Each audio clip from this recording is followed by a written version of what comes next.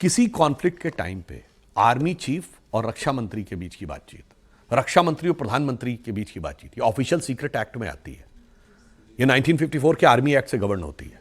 कभी ये public domain का हिस्सा नहीं हो सकती। मैं पूछना चाहता हूं, सन 71 की लड़ाई के जनरल सैम मानेकशॉ और इंदिरा गांधी के बीच के कितने कम्युनिकेशन पब्लिक डोमेन में अवेलेबल है? सेकेंड वर्ल्ड वॉर के टाइम में जनरल डगलस मैकार्थर और विंस्टन चर्चिल के बीच के कितने अवेलेबल है? फ्रांस के प्रेसिडेंट और जनरल चार्ल्स डिगॉल के बीच के कितने अवेलेबल है? ये फिर मैं कहना चाहता हूं, राष्ट्र की सुरक्षा पर राजनीति करो, सेना को लेकर संदेह उत्पन्न करो, तो यदि किसी को यह भी न पता हो कि यह बात ऑफिशियल सीक्रेट, और वो देखिए वो सदन के पटल पर ही क्यों बोले, तो सिर्फ अनजान नहीं है, यह शातिरपना क्यों है जो माननीय प्रधानमंत्री जी ने कहा। सदन के पटल पर बोली हुई चीज पे आपके विरुद्ध कार्रवाई नहीं हो सकती, क्योंकि इम्यूनिटी होती है। सदन के बाहर बोलेंगे तो समस्या हो सकती है, इसलिए वो विषय बार बार सदन के पटल पर उठाओ, ताकि आप जनता के अंदर जो भ्रम पैदा करना चाहते हो, कॉन्स्टिट्यूशनल इम्यूनिटी जो फ्लोर ऑफ द हाउस की है, उसका उपयोग करके सफल हो सको। ये एक गहरा षड्यंत्र है, इसे समझना चाहिए। तो फिर क्या बीजेपी ही बता देगी कि राहुल गांधी को क्या बोलना चाहिए और क्या नहीं बोलना चाहिए? राहुल गांधी तो जितने भी मसले उठाते हैं, आपको वो बेमानी लगते हैं, आपको वो बचकाने लगते हैं। मैंने सब प्रमाण बोला, LIC, HAL, SBI से लेके, अब बताइए वो चौकीदार चोर के लिए वो खुद माफी मांग चुके हैं, मतलब रजिस्टर्ड, सुप्रीम कोर्ट के द्वारा रजिस्टर्ड माफी मांगने वाले। तो हम नहीं कह रहे हैं, राहुल गांधी जी स्वयं ही लगातार अपने पिछले जितने भी, अब जैसे मैं एक और फैक्ट बताता हूं, और बिल्कुल फैक्ट के साथ, कोई जाके इसको चेक कर ले।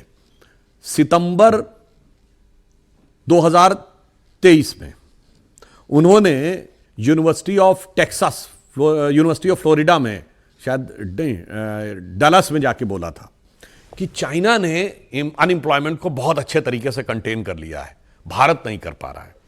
अब मैं आपसे कहता हूं, जाके चेक करिए, जनवरी 23 से जुलाई 23 के बीच में चाइना में रेट ऑफ अनएम्प्लॉयमेंट 21.9% हो गया था।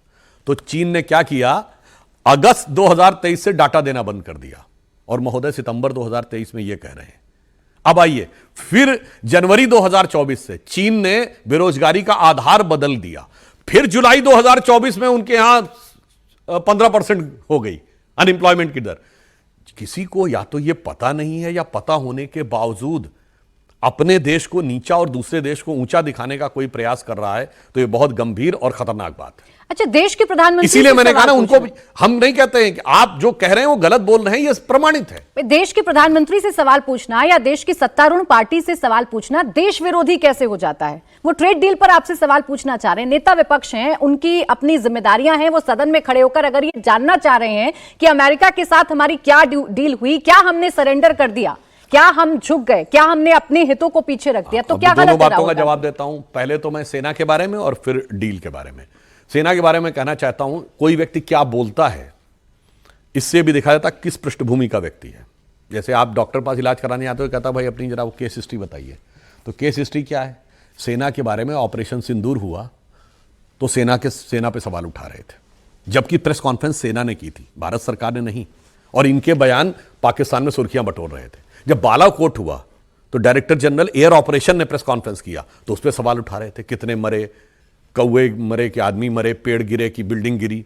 आइए, सर्जिकल स्ट्राइक पे डायरेक्टर जनरल मिलिट्री ऑपरेशन ने प्रेस कॉन्फ्रेंस की, उस पर सवाल उठा रहे थे। इनके ही नेता भारत के सेना अध्यक्ष जनरल बिपिन रावत जी, स्वर्गीय बिपिन रावत जी को सड़क छाप गुंडा बोल रहे थे, और इनके ही नेता पाकिस्तान के सेना अध्यक्ष कमर बाजवा की कमर में हाथ डाल के झप्पी डाल रहे थे। और उसके बाद वो कहे कि मुझे सेना के बारे में बहुत चिंता हो रही है, और वो भी ऐसी बात जो लीगली बोली नहीं जा सकती, वो भी एक ऐसी किताब के रेफरेंस से जो किताब छपी नहीं है, और वो भी एक ऐसी मैगजीन कारमा। आपको पता कारमा कितनी जबरदस्त मैगजीन है? ये एक ऐसी मैगजीन है जिसने 2011 में असीमानंद का इंटरव्यू तिहाड़ जेल के अंदर जाके ले लिया।